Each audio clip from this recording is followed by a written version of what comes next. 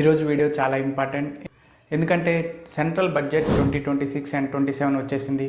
ఇప్పుడు మనందరి మైండ్లో ఒకటే క్వశ్చన్, ఈ బడ్జెట్ వల్ల నాకు బెనిఫిట్ ఉందా, ప్రైజెస్ పెరుగుతాయా లేక తగ్గుతాయా, అండ్ స్టాక్ మార్కెట్ ఎందుకు ఫాల్ అయ్యింది?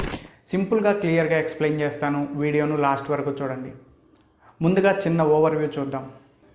ఈ బడ్జెట్ను ఫైనాన్స్ మినిస్టర్ నిర్మలా సీతారామన్ గారు పార్లమెంట్లో ప్రవేశపెట్టడం జరిగింది. ఈ సందర్భంగా ఆమె 80 నిమిషాల పాటు పార్లమెంట్లో ఈ బడ్జెట్పై ప్రసంగించారు. అంతసేపు మాట్లాడారంటే ఇందులో చాలా టాపిక్స్ ఉన్నాయి. ప్రభుత్వం మెయిన్ ఫోకస్ ఏంటంటే Viksit Bharat 2047, jobs creation, infrastructure development మరియు లాంగ్ టర్మ్ గ్రోత్. అందరి దృష్టి ధరల పెరుగుదల మీదే ఉంటుంది.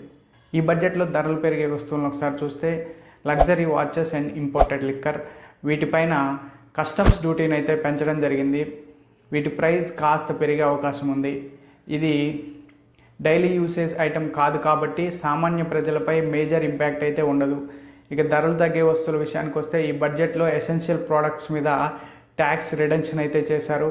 అందులో క్యాన్సర్ మెడిసిన్ ఉంది, డయాబెటీస్ మెడిసిన్ ఉంది, అదేవిధంగా ఈవీ బ్యాటరీస్ మీద, సోలార్ ప్యానల్స్ మీద, మైక్రో కాంపోనెంట్స్ మీద, footwear and air craft parts మీద అయితే ట్యాక్స్ రిడక్షన్ అయితే చేశారు. ఈ ట్యాక్స్ రిడక్షన్ వలన వెహికల్ కాస్ట్ తగ్గుతుంది, ఎలక్ట్రిక్ వెహికల్ అఫోర్డబుల్ అవుతాయి, అదేవిధంగా రెన్యూవబుల్ ఎనర్జీకి బూస్ట్ వస్తుంది. ఇంకో మంచి విషయం ఏంటంటే దేశీయంగా తయారయ్యే మొబైల్స్ ప్రైజెస్ స్లైట్గా తగ్గే అవకాశం ఉంది. విదేశీ టూర్స్ అండ్ ఎడ్యుకేషన్కి టీడీఎస్ను కూడా రెడ్యూస్ చేశారు. ఇంతకుముందు ఫారిన్ ట్రావెల్, ఫారిన్ ఎడ్యుకేషన్ కోసం డబ్బు పంపితే టీడీఎస్ 5% కట్ అయ్యేది. ఇప్పుడు ప్రభుత్వం దాన్ని 2%కి రెడ్యూస్ చేసింది. ఇక ఫారిన్ ఎడ్యుకేషన్, మెడికల్ ట్రీట్మెంట్ అబ్రాడ్లో, అదేవిధంగా ఇంటర్నేషనల్ ట్రావెల్, ఇవన్నీ ఇప్పుడు కొంచెం అఫోర్డబుల్ అవుతాయి. ఇంకా ఇన్కమ్ ట్యాక్స్ విషయానికి వస్తే ఇప్పుడు ఇన్కమ్ ట్యాక్స్ అప్డేట్ చూద్దాం ఒకసారి. ఏప్రిల్ 1 నుంచి ఇన్కమ్ ట్యాక్స్ కొత్త యాక్ట్ అయితే అమల్లోకి రానుంది.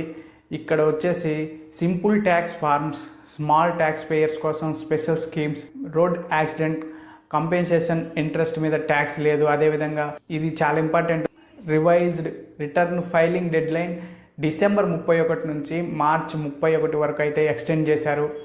మొత్తానికి ట్యాక్స్ ఫైలింగ్ ఇప్పుడు మరింత ఈజీ అండ్ స్ట్రెస్ ఫ్రీ అవుతుంది. బడ్జెట్ రోజు స్టాక్ మార్కెట్ షార్ప్ ఫాల్ ఉంది. సెన్సెక్స్ దాదాపు 2000 పాయింట్లు పడిపోయింది, నిఫ్టీ 700 పాయింట్లకు పైగా ఫాల్ అయింది. దీనికి కారణాలు వచ్చేసి ఫ్యూచర్ ఆప్షన్స్ ట్రేడింగ్ మీద ఎస్టీటీ ఇంక్రీజ్ చేయడం, అదేవిధంగా కంపెనీ బైబ్యాక్ మీద హెవీ ట్యాక్స్. దీనివల్ల అయితే ఈ షార్ట్ టర్మ్ ఫాల్ అయితే కనపడుతుంది. అందుకే షార్ట్ టర్మ్ ట్రేడర్స్ ప్యానిక్ అయ్యారు.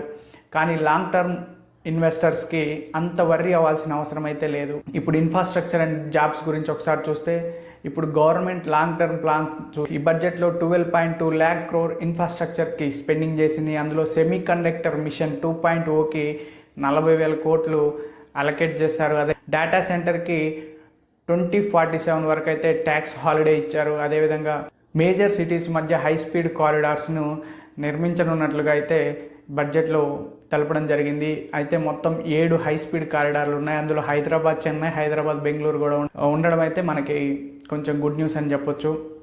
ఇంకా job creation, industrial growth, future economy strong base. ఇంకా ఈ బడ్జెట్లో కామన్ పీపుల్కి రిలీఫ్ ఉంది, స్టూడెంట్స్, పేషెంట్స్కి బెనిఫిట్స్ ఉన్నాయి, అదేవిధంగా ట్రేడర్స్కి షార్ట్ టర్మ్ ప్రెషర్ ఉంది, ఎకానమీకి లాంగ్ టర్మ్ స్ట్రెంత్ ఉంది.